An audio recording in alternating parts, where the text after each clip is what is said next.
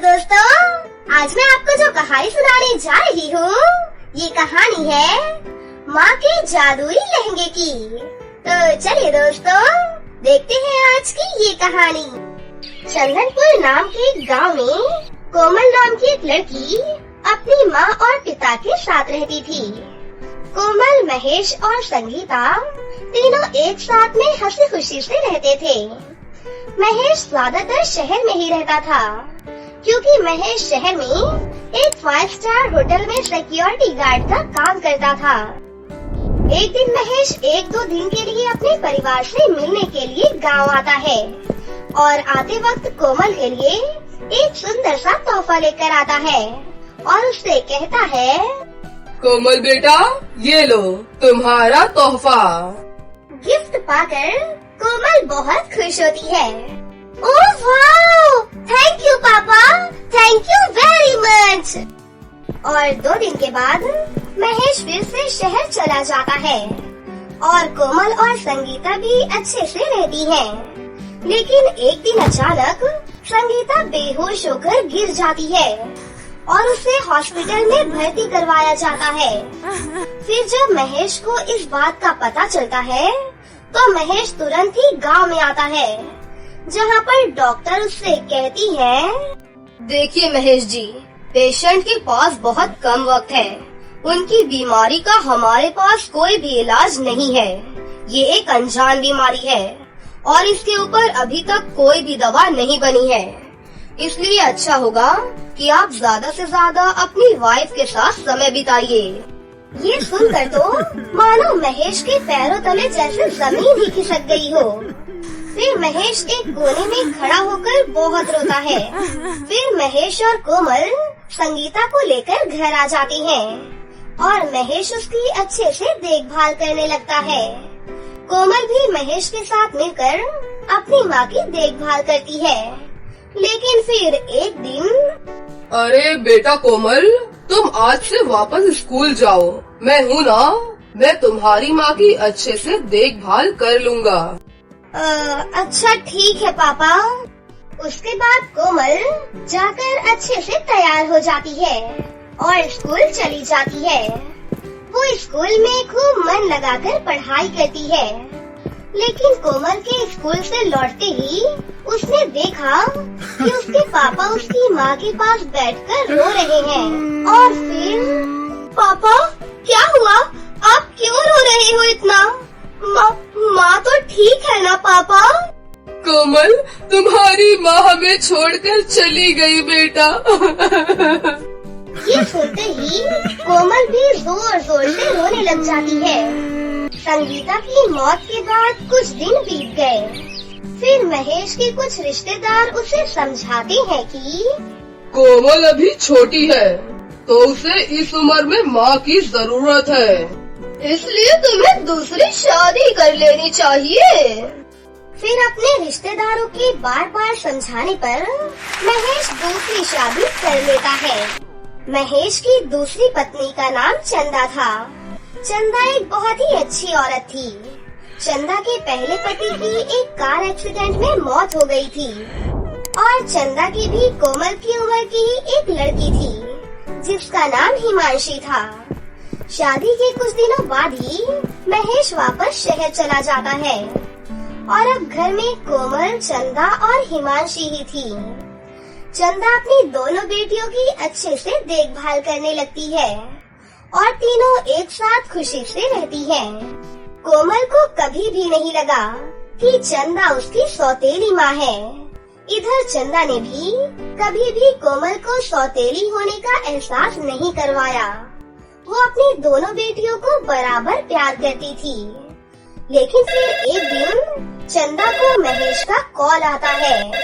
Hello चंदा, मैं इस महीने गांव कुछ भी पैसे नहीं भेज सकता। क्यों जी, क्या बात है? चंदा, 15 दिन हुए मेरी नौकरी चली गई है और मैं एक नई नौकरी की तलाश में हूँ, लेकिन मुझे अभी तक कोई भी नौकरी नहीं मिली है। ठीक है जी, हम यहाँ पर कुछ न कुछ कर ही लेंगे। आप यहाँ की चिंता बिल्कुल मत कीजिए। आप बस अपना अच्छे से ख्याल रखिए।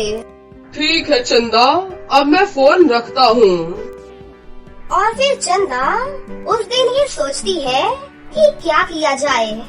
फिर उसे अपने पुराने दिन याद आते हैं, तो वो अपनी दोनों बेटियों को अपने पास बुलाकर उनसे कहती है, बेटा कोमल और हिमांशी, तुम्हारे पापा का भी फोन आया था। क्या हुआ माँ, सब कुछ ठीक तो है ना? आपका चेहरा उतरा हुआ क्यों है? माँ बोलो ना। बेटा, तुम्हारे पापा की नौकरी चली गई है और वो इस महीने हमें कुछ भी पैसे नहीं भेज सकते, इसलिए हमें कुछ न कुछ करना होगा। अरे माँ, आपको तो हर तरह के लहंगे सिलने आते हैं, क्यों ना हम तीनों मिलकर वही काम करते हैं? हाँ बेटा, मैंने भी तुम दोनों को यही बताने के लिए बुलाया था और तुमने वही कह दिया। लहंगा सिलने का काम? आप दोनों को लहंगा सिलना आता है क्या? हाँ बेटा, मैं जब मेरे मायके में थी तभी मैंने लहंगा सिलना सीखा था और शादी के बाद घर बैठकर मैं यही काम करने लगी थी और मुझे देखते देखते हिमांशी भी ये काम सीख गई। लेकिन माँ, मुझे तो लहंगा सिलना नहीं आता है। बेटा, मैं हूँ ना, मैं सिखा दूंगी तुम्हें लहंगा सिलना। चंदा शादी के बाद आते वक्त अपने साथ जो कुछ पैसे लेकर आई थी, तो उन पैसों से ही चंदा ने एक दुकान किराए पर लेकर लहंगे सिलने की दुकान खोल ली। चंदा और हिमांशी को लहंगा सिलना आता था। वो दोनों अच्छे से लहंगे सिलने लगी और जब वक्त मिलता तब चंदा कोमल को भी लहंगा सिलने का काम सिखाती थी। कुछ दिन ऐसे ही बीत गए। अब कोमल को हर तरह के लहंगे सिलना आ गया था। उन तीनों माँ बेटी की डिजाइन इतने अच्छे होते थे कि कुछ ही दिनों में इनके बनाए हुए लहंगों की तारीफ सभी जगहों पर होने लगी। फिर चंदा की दुकान बहुत अच्छे से चलने लगी। फिर एक दिन उसकी दुकान पर एक औरत आती है। मैडम, मैंने आपकी दुकान की बहुत ही तारीफ सुनी है। धन्यवाद मैडम, कहिए आपको किस तरह का लहंगा चाहिए? मैडम, हमें हमारे शॉप में बेचने के लिए हर तरह के स्टाइलिश पूरे 200 लहंगे चाहिए। 200 लहंगे? हाँ मैडम, क्या हुआ, आपसे ये ऑर्डर नहीं हो पाएगा क्या? नहीं, ऐसी कोई बात नहीं है। दरअसल पहली बार इतना बड़ा ऑर्डर आया है ना, इसलिए। ठीक है, आप मुझे 20 दिन में 200 लहंगे बनाकर दे दीजिएगा। ठीक है मैडम, आपका काम हो जाएगा। ये लीजिए आपका एडवांस। फिर वो औरत वहाँ से चली जाती है। फिर चंदा, कोमल और हिमांशी ने दिन रात मेहनत करके 200 लहंगों का ऑर्डर 15 दिनों में ही पूरा कर दिया और कुछ दिन घर में ही आराम करने लगी। फिर 2 दिन आराम करने के बाद जब वो फिर से दुकान पर गयी, तो दुकान में ऑर्डर के सारे लहंगे चोरी हो गए थे। ये देखकर तीनों माँ बेटियाँ रोने लगी और हाय, हमने इतनी मेहनत से इतना बड़ा ऑर्डर पूरा किया था, लेकिन सारे लहंगे चोरी हो गए। अब हम उस मैडम को क्या जवाब देंगे? तभी वहाँ पर एक लहंगा था। जब से दुकान खुली थी तब से किसी ने भी उसे नहीं खरीदा था। तभी वो लहंगा अचानक से बोलने लग गया। सुनो चंदा, मैं तुम्हारी मदद करना चाहता हूँ। ये कौन बोल रहा है? कौन है यहाँ पर? यहाँ देखो, मैं एक लहंगा हूँ। जब चंदा ने वहाँ देखा तो वो एक लहंगा था। चंदा को अपनी आँखों पर विश्वास ही नहीं हो रहा था कि वो कैसे बोल सकता है। अरे, तुम कैसे बोल सकते हो? चंदा, मैं कोमल की माँ का जादुई लहंगा हूँ। मैं तुम्हारी सारी इच्छा पूरी कर सकता हूँ। रुको। फिर वो लहंगा अपने जादू से चोरी हुए सारे लहंगे को वापस लेकर आ जाता है। फिर ये देखकर चंदा, हिमांशी और कोमल बहुत ज्यादा खुश हो जाती हैं। फिर फिर 2 दिन बाद वो मैडम आकर उन्हें पूरे पैसे दे देती हैं और अपना ऑर्डर लेकर वहाँ से चली जाती है। जादुई लहंगे की वजह से चंदा का बहुत बड़ा नुकसान होने से बच गया था। फिर चंदा ने वो लहंगा अपने घर में सुरक्षित रख दिया और महेश को भी फोन करके वापस गांव बुला लिया और उसका लहंगे का बिजनेस भी बहुत अच्छे से चलने लगा। फिर सब कुछ अच्छे से चल रहा था। अब उन लोगों को किसी भी चीज की कोई कमी नहीं थी। फिर वो लोग हंसी खुशी से अपनी जिंदगी जीने लगते हैं। बहुत समय पहले की बात है। माता पिता की किसी एक्सीडेंट में मृत्यु हो जाने के बाद तनुजा अपने चाचा चाची के साथ रहती थी। तनुजा की चाची चंद्रकला उसे बिल्कुल भी पसंद नहीं करती थी। वो उससे एक नौकरानी की तरह पूरा दिन भर घर का सारा काम करवाया करती थी। वहीं दूसरी तरफ चाची की बेटी स्वीटी सारा दिन आईने के सामने बैठकर सिर्फ मेकअप किया करती थी। ऐसे ही एक दिन स्वीटी अपनी माँ से बोली, मम्मी सुना है कल गांव में बहुत बड़ा मेला लगेगा। वहाँ मेकअप का सामान बहुत ही सस्ते दामों में मिलता है। माँ मुझे पैसे चाहिए, मैं अपने लिए नया मेकअप किट लेकर आऊंगी ताकि मैं और भी ज्यादा सुंदर लग सकूं। अरे मेरी प्यारी बेटी, तुम्हें जितने भी पैसे चाहिए तो मुझसे ले लो। आखिर मेरी बेटी इस दुनिया में सबसे ज्यादा सुंदर जो है। देखना तुम्हारी शादी जरूर एक राजकुमार से होगी। तभी पास में खड़ी तनुजा उनसे बोली, चाची जी मुझे भी मेकअप किट खरीदना है, मुझे भी कुछ पैसे दे दीजिए। अरे तुम मेकअप किट क्या करेगी? तेरी इस मनहूस सी शक्ल पर मेकअप अच्छा नहीं लगेगा। आईने में कभी शक्ल देखी है? एकदम कोयला लगती है, कोयला। अरे तुझे मेकअप करने का इतना ही शौक है तो एक काम कर, अपने चेहरे पर रात को सोते समय गोबर लगा ले, फिर देखना सुबह में तेरे चेहरे में क्या निखार आ जाएगा। आई बड़ी मेकअप करने वाली। आप दोनों मेरे साथ ही इस तरह ऐसा बर्ताव क्यों करती हो? आखिर मेरा भी मन करता है सजने संवरने का। ज्यादा बकवास मत कर। तेरी ये मनहूस सी शक्ल देखकर तुझे कोई लड़का पसंद ही नहीं करेगा। चुपचाप नौकरानी की तरह घर का सारा काम किया कर, वरना तुझे मैं घर से बाहर निकाल दूंगी, समझी? ऐसा कहते हुए चंद्रकला और उसकी बेटी स्वीटी तनुजा का मजाक उड़ाने लगी। उनकी कई बातों से दुखी होकर तनुजा अपने कमरे में चली गई। उस घर में सिर्फ उसके चाचा सुजीत ही तनुजा से अपनी बेटी की तरह प्यार करते थे, लेकिन वो अपनी पत्नी चंद्रकला के स्वभाव से अच्छे से परिचित थे।